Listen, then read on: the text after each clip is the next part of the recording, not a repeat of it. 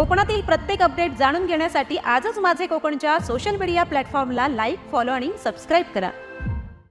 नमस्कार, मी प्रणाली भोसले. माझे कोकणच्या प्राईम टाइम बुलेटिनमध्ये आपल्या सर्वांचं मनपूर्वक स्वागत करते. बुलेटिनला सुरुवात करण्याआधी पाहूयात हेडलाईन्स. गणपतीपुळे समुद्रात बुडालेल्या पर्यटकांसाठी शोध मोहीम सुरूच. पोलीस अधीक्षक, अपर पोलीस अधीक्षक आणि पोलीस पथकाच्या मार्गदर्शनाखाली शोध मोहीम. रायगडच्या किनाऱ्यांवर पर्यटकांची गर्दी. शाळा सुरू होण्यापूर्वी शेवटचा वीकेंड. अलिबाग, मुरुड, काशिद किनारे फुलले. विकसित भारत रोजगार योजनेची माहिती. JSW डोलवीत कार्यशाळा संपन्न. युवकांच्या रोजगाराला नवी चालना.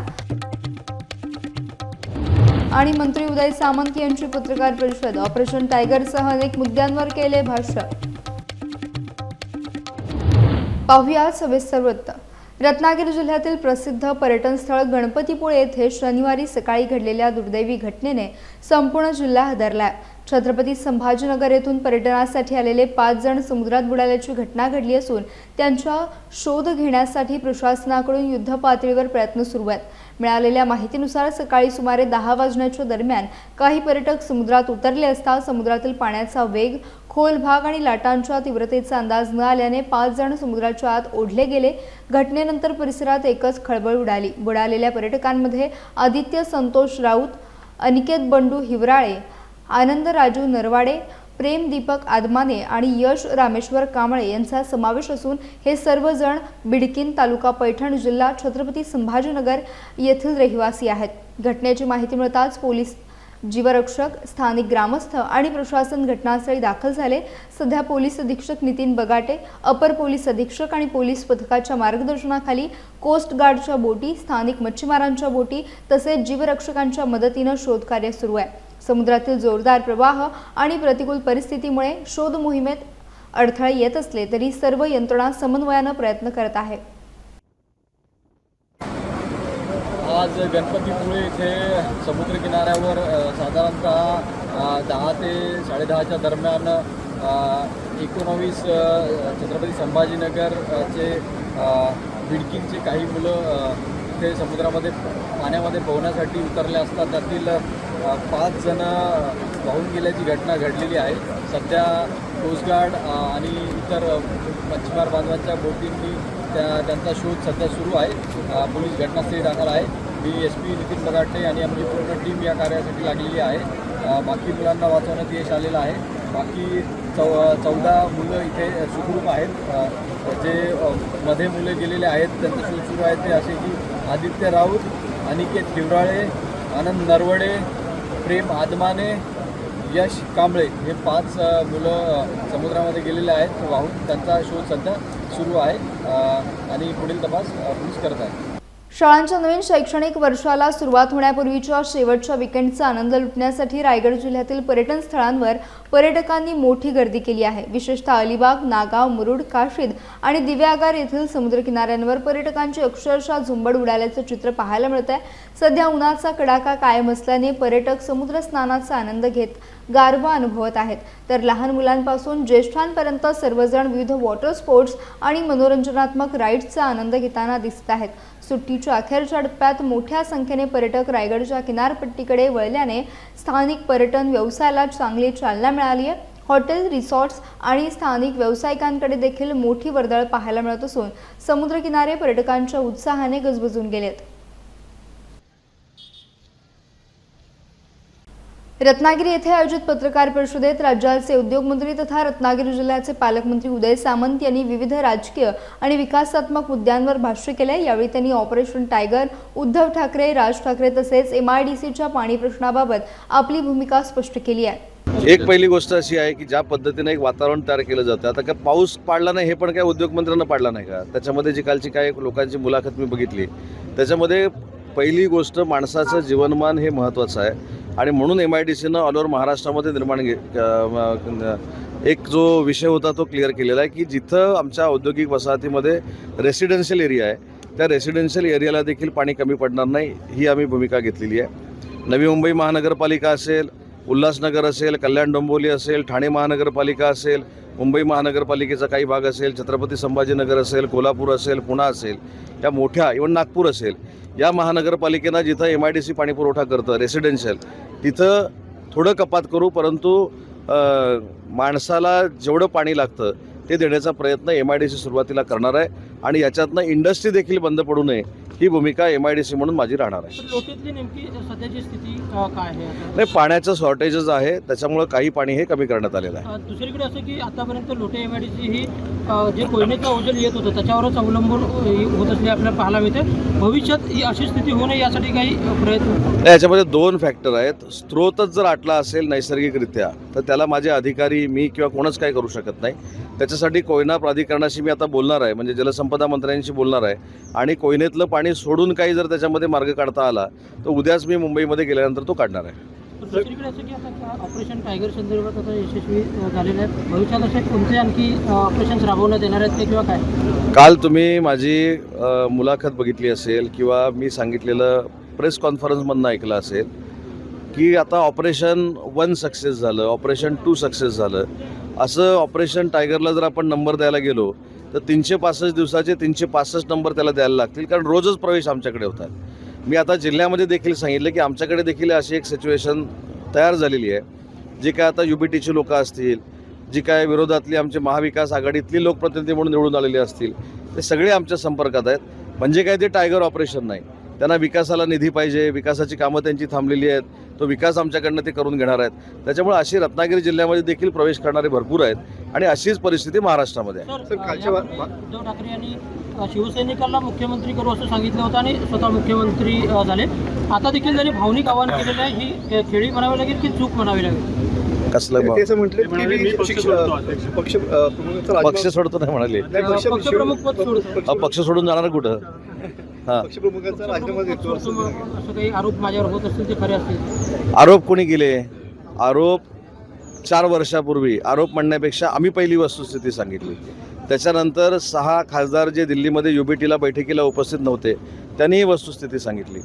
आणि एक त्याच्यातली सगळ्यात महत्त्वाची बाब आहे की त्यांनी भाषणामध्ये असं म्हटलं की जेवढा काँग्रेसनं त्रास दिला नाही तेवढा आम्ही लोक त्रास देतो. किती दुर्दैव आहे बघा. ज्या काँग्रेसनं हिंदू हृदय सम्राट वंदनीय बाळासाहेबांच्या मतदानाचा हक्क काढून घेतला, पहिली शिवसेना फोडण्याचं काम राणेसाहेबांना बाहेर काढून काँग्रेसनं केलं, दुसरी पुन्हा शिवसेना फोडण्याचं काम भुजबळ साहेबांना बाहेर काढून काँग्रेसनं केलं. आणि एवढंच नाही तर जे मला असं वाटतं की हिंदुत्वाचं प्रतीक आहे स्वातंत्र्यवीर विदा सावरकर, ज्यांना भारतरत्न द्यावा अशा पद्धतीची मागणी वंदनीय बाळासाहेबांची होती, त्या स्वातंत्र्यवीर सावरकरांवर काँग्रेस प्रचंड पद्धतीनं टीका करते. त्यांच्या मांडीवर हे सगळे जाऊन बसलेले आहेत आणि ते सांगतात की काँग्रेसनं आम्हाला त्रास दिला नाही. मला तर असं वाटतं की कालचं हे भाषण ही असलेली UBT काँग्रेसमध्ये आता विलीन होते की काय अशा पद्धतीचं भाषण होतं. आणि जे माननीय एकनाथ शिंदे साहेबांनी 4 वर्षापूर्वी सांगितलं होतं की UBTची पूर्ण काँग्रेस झालेली आहे, हे कालच्या भाषणानं सिद्ध झालं. त्याच्यामुळं राजीनामा जर UBTच्या पक्षप्रमुखांना द्यायचा असेल तर तो कार्यकर्त्यांना विचारून देऊन चालणार नाही, तो राहुलजी गांधी आणि सोनिया गांधींना विचारावा लागेल. साहेब, राज ठाकरेंचं आत्ताच त्या ठिकाणी भाषण झालेलं आहे. पुन्हा एकदा त्यांनी म्हटले की मतदानावरती बहिष्कार टाका. ज्या पद्धतीनं सध्या भाजप आणि त्याचे घटक पक्ष राजकारण करतात ते योग्य नाही लोकशाहीसाठी. त्यामुळे बघा, त्यांनी आता जनतेला आवाहन केलेलं आहे, मतदारांना आवाहन केलेलं आहे. त्या मतदारांना आवाहन केल्यानंतर मतदार त्याचा प्रतिसाद देतात की नाही हे भविष्यातल्या निवडणुकांमध्ये कळेल. आताच कशाला त्याच्यावर चर्चा करायची? पण त्यांचा हा सल्ला ते म्हणतात मी 2018 सालापासून हा सल्ला देतोय म्हणून. नाही, 2018 सालला जो सल्ला दिला तो 19ला पाळला गेला का? त्याच्यामुळे आपण पुढच्या निवडणुकीची वाट बघू. राजसाहेबांनी जो सल्ला दिलेला आहे तो पुढच्या निवडणुकीमध्ये मतदार पाळतात की नाही आपल्याला दिसेल ना. कालच्या भाषणानंतर आपण असं म्हणत होतो आता सगळे ऑपरेशन बाद झाले, आता ऑपरेशन कमळ करायला सुरुवात करा, हा माझा आदेश आहे. नाही, काय करणार? कमळ ऑपरेशन म्हणजे काय करणार? कमळ हातात घेऊन फिरणार?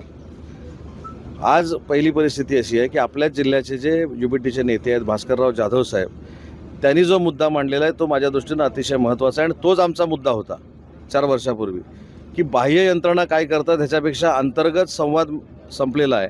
अंतर्गत काळाबरोबर आपण बदललं पाहिजे, लोकांशी संवाद ठेवला पाहिजे. ही जी भास्करराव जाधव साहेबांची मागणी आहे, ह्या मागणीचं जर पालन केलं तर असलेली UBT टिकेल. धन्यवाद. चला. प्रधानमंत्री विकसित भारत रोजगार योजनेअंतर्गत देशभरातील लाभार्थ्यांना रोजगार आणि आर्थिक बळकटी देण्याच्या उद्देशाने आयोजित करण्यात आलेल्या विशेष कार्यक्रमाची माहिती JSW डोलवी कंपनीत देण्यात आली। यावेळी विज्ञान भवन नवी दिल्ली येथून पंतप्रधान नरेंद्र मोदी यांनी ऑनलाईन माध्यमातून देशवासियांशी संवाद साधला। या योजनेअंतर्गत देशातील 15 लाख लाभार्थ्यांना 2400 कोटी रुपयांची प्रोत्साहन रक्कम वितरित करण्यात आल्याची माहिती देण्यात आली। तसेच गेल्या वर्षी 15 ऑगस्ट 2025 रोजी सुरू झालेल्या योजनेमुळे एका वर्षात 70 लाख युवकांना रोजगार मिळाल्याचे पंतप्रधानांनी सांगितले। JSW डोलवी येथे आयोजित या माहिती कार्यशाळेला भविष्य निर्वाह निधी विभाग, कामगार विभाग तसेच कंपनीच्या मानव संसाधन विभागाचे अधिकारी आणि कर्मचारी मोठ्या संख्येने उपस्थित होते। युवकांचे आर्थिक भविष्य अधिक सक्षम करण्यासाठी ही योजना महत्त्वाची ठरत असल्याचे यावेळी सांगण्यात आले। विकसित भारत रोजगार योजना, ये योजना 2025 से लागू हुई है और जो नए कैंडिडेट्स आते हैं, जो नए स्टूडेंट्स आते हैं, जिनको रोजगार की स्कीम और एम्प्लॉयर को चांस नहीं देता है, इस योजना के अंतर्गत उनको अगर चांस दोगे आप तो दोनों का फायदा है, जिसके अंदर एम्प्लॉयर को 3000 रुपीज पर कर्मचारी के मिलते हैं और जो ज्वाइन होता है नए लोग हैं उनको 15,000 रुपीज मिलता है, जो 2 भागों में मिलता है 6 महीने कंप्लीट करने के बाद। और जिनकी पेमेंट 1 लाख रुपए से कम है, ये उनके लिए स्कीम लगी है। तो इससे क्या होता है कि जो नए लोगों को अवसर मिलता है, एम्प्लॉयमेंट जनरेट हो रहा है, अपने विकसित भारत में उनका भी योगदान है और एम्प्लॉयर को भी ज़्यादा बर्डन नहीं होता है, क्योंकि उनको भी भारत सरकार की तरफ से वो धनराशि दी जा रही है। तो बेनिफिशियल फॉर बोथ, हमारे इंडिया के डेवलपमेंट के लिए जो काफ़ी ज़रूरी है, युवाओं को रोजगार की संधी उपलब्ध हो रही है। पोलादपूर शहरातील नागरिकांसाठी आता नेत्र तपासणी आणि उपचार अधिक सुलभ झाले आहेत। Infigo I care hospital Khed यांच्या वतीने श्री हॉस्पिटल शिवाजीनगर पोलादपूर येथे नव्याने सॅटेलाइट OPD सेंटर सुरू करण्यात आले असून त्याचे उद्घाटन नगराध्यक्ष अस्मिता पवार यांच्या हस्ते करण्यात आले।